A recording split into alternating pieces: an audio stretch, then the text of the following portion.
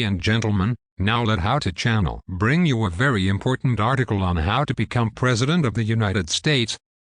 Don't forget to subscribe and follow me to get more and more important article that I read for you when you are busy to walk or travel. Just put your phone to your ear, then I save your time. The article collected from wikihow, co-authored by Madden, last updated July 8, 2022. Title: How to Become President of the United States. Becoming the President of the United States is not an easy task, and it requires an incredible amount of hard work, dedication, and luck. However, if you manage to accomplish such an incredible feat, you'll earn a spot in the history books and gain the opportunity to help millions of American citizens in ways that nobody else can. By starting early and thinking ahead about your career, you can make a real difference in your community and your nation. Part 1. Meeting the eligibility requirements. 1. Turn 35 years old.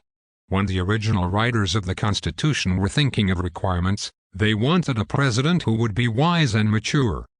The age requirement for the President of the United States is higher than any other political office, and it encourages people who have experience in government to apply.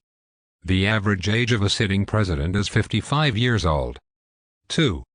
Live in the United States for at least 14 consecutive years. This means that you have to have lived on U.S. soil for the past 14 years of your life, or longer. You can prove that you've lived in an area by showing your current passport or your birth certificate. This is again to avoid foreign influence and to ensure that you're up to date with politics in America. 3. Prove you are a natural-born American citizen. Your birth certificate shows when and where you were born, so you'll need that to get the process started. This is a requirement to avoid foreign influence, no matter how small it is. If you were born overseas, you can be counted as an American citizen if one or both of your parents was American at the time of your birth. If you can't find your birth certificate or you need a new one, you can request it from your state's Vital Records office. As long as you're a natural-born American citizen, your gender, religion, and culture have no bearing on whether or not you can be the president. Part 2. Becoming a suitable candidate. 1. Get plenty of education. While there are no educational requirements or experience necessary per se, most presidents have had advanced degrees and studied law or business before entering politics. You're best off taking classes in history, sociology, law, economics, and international relations. 31 presidents have had some sort of military experience, but that number is highly skewed to the past. It's not as common as it once used to be. So while joining the military is an option, it's not a necessity. 2. Pick a political party. Every president runs on the platform of their political party, and you'll need to take a hard stance on which one you support through your work and career. While you do have the option to switch up your party at any time, you should start researching policies and deciding which ones seem the best to you as soon as possible. When you register to vote, put down your political party to show your support for it. The main two parties are Democrat and Republican, but there are also smaller parties, like the Libertarian Party and the Green Party, that are smaller and more specific. 3. Seek out a politically related career. Though this isn't written in the books, generally presidential hopefuls start in the political arena on a much smaller scale. So get involved in your community. Run for mayor, governor, senator, or some other representative of your state. It's the best way to get your name out there. You don't have to do this. You could be some type of community organizer, lawyer, or activist, too. It's just that getting your name in the ring, getting to know people, and getting people to know you is the simplest way to getting your name on the big ticket at the end of it all. 4. Volunteer within your community. Just like starting a career is good for getting your name out there, putting in your time and effort for free is a great way to show your dedication and sacrifice. You can volunteer for political parties and candidates to help out causes you believe in and get your face out there as a thriving member of society. If you're still in college, look around for internships nearby to get your foot in the door. Volunteer experience can also lead to career opportunities down the line. Part 3. Becoming a candidate for president. 1. Think about why you'd like to become the president. Becoming the president of the United States isn't easy, and doing the actual job is pretty tough too. Before you continue down the path towards your goal, do a little soul searching to see why exactly you'd like to become the president and whether you can handle the pressure and hardships it may come with. There is also a large chance that you won't become the president, so you should come to terms with that, too. 2. Talk to your family and friends. Becoming president includes a grueling campaign where every bit of your personal and professional life will be picked apart by the media and your competitors. It'll be tough on you, but it'll also be tough on your family. You'll be flitting to and from during your campaign with very little time for your spouse and children, so talk to your loved ones before you continue. There are also safety issues that come with running for president. You should talk to your family and friends about the extra security you all might need in the coming months. 3. Talk to your political party about running. Find out what they're looking for, who your competition is, and what you'd need to do to get their support. If you're backed by your own political party, you're much more likely to get ahead during campaign season. They can also help you find funding for your campaign. 4. Appoint your campaign manager. When it's time to get going on your campaign, you'll need to hire someone to handle the logistics. Pick someone you know and trust who also has experience in politics, fundraising, and rallies so they can help you promote yourself. You can expect your campaign manager to handle your touring schedule, making posters, and coordinating volunteers. 5. Raise money from donors. Political campaigns are expensive, and you're going to need a lot of cash to get started.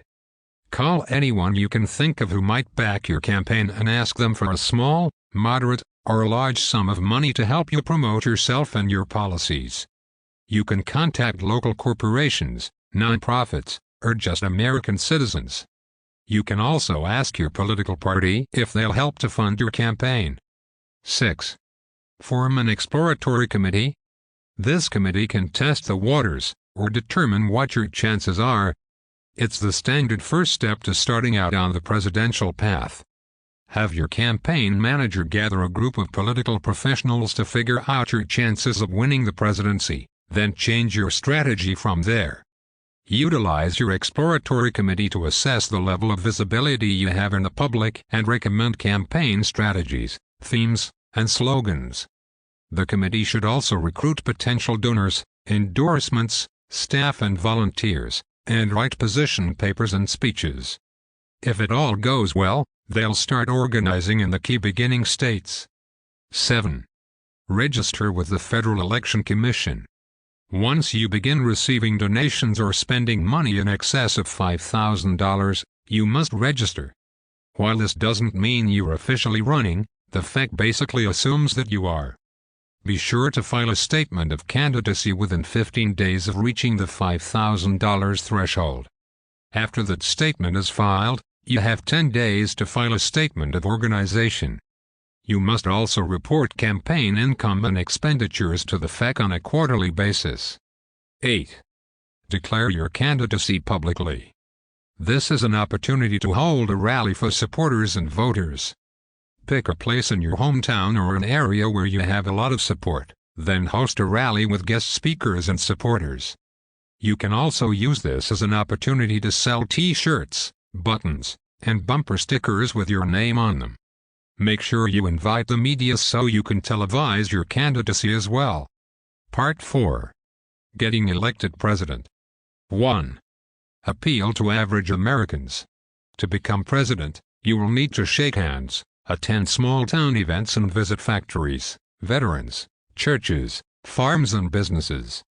You'll need to put away those diamond cufflinks of yours and roll up your khakis. Al Gore said he invented the internet. John Edwards had an affair.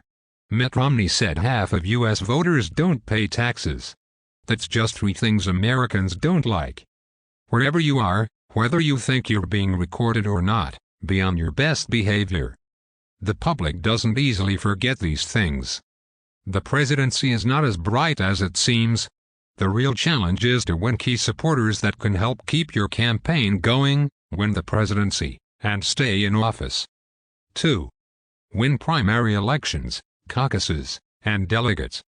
Each state has a different way of choosing a president, a caucus, a primary, or some combination of the two.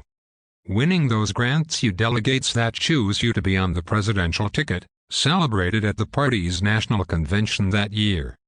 Every state is a bit different, and the party themselves are different as well. Republicans have pledged and unpledged delegates. Democrats have pledged delegates and superdelegates. Some are a winner-take-all system, while others give you a percentage of delegates to match the percentage of votes you received. 3. Attend your party's convention. Once you emerge as the strongest candidate in your political party, your party will hold a convention where all the delegates will pledge their support for your candidacy. It used to be that the convention was actually where the delegates voted, but now there's media coverage where everyone already knows who won, so it's a bit more symbolic. Either way, it's a party in your name. It's one day where each party prefers to concentrate on how awesome they are instead of how terrible the other is. So enjoy the short-lived positivity. This is also where you will declare your running mate. This is pretty big. If people don't approve of your choice, you could lose votes, so think it through. 4. Run in the general election. This is a narrow field that often pits two major candidates against each other, one from the Republican Party and one from the Democratic Party. Here, people across the country will have the option to vote for their candidate of choice. By this point, you'll have advisors and admins doing most of the background work for you so you can focus on reaching out to citizens and getting votes. Enter the race as a third party if you do not have the backing of a major party, but still want to be president. Other parties that support presidential candidates include the Green Party, Natural Law Party, and Libertarian Party. Presidential candidates have also run as independents. Part 5. Getting to the White House. 1. Stick to your views and your promises.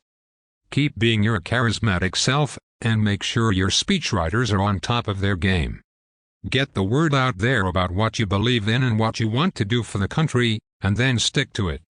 Keep your image as consistent and clean as possible. Not only will it be your word, but it'll be your image everywhere. Commercials that you've endorsed, YouTube videos, pictures from your past, etc. No matter what gets thrown at you, you have to take it in stride. 2. Do well in presidential debates.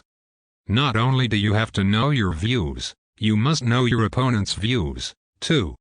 Speak in a way that is convincing to the general public, simultaneously beefing up your own campaign and deflating the other. Do some research beforehand on what is polling well in the general public and stay on brand for your campaign. When John F. Kennedy stared right into the camera with his tan, young self, sweaty, coming out of the flu, Nixon didn't stand a chance. Charisma will get you a long way here, so play it up to the max. 3. Win the presidential election. You will need to do more than win the popular vote, which is the tally of all votes in your favor. You will also need to win the Electoral College. 270 votes and you've got it. As the votes roll in on that first Tuesday after the first Monday in November, try not to bite your nails off or pull out your hair. You can sleep when all is said and done. Each state has a certain number of electors based on its size and population.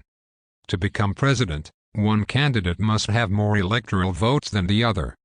In the event of a tie, the House of Representatives will decide who wins the election. 4. Get inaugurated on January 20th. Once all the votes are counted, you'll have a few months to prepare before you head into the office. On January 20th, you'll be inaugurated in front of the whole country and officially start your term as the President of the United States. The old president will symbolically hand their position over to you so you can start your term. That finished the article. Don't forget to subscribe and follow me to get more and more important article that I read for you when you are busy to walk or travel. Just put your phone to your ear, then I save your time.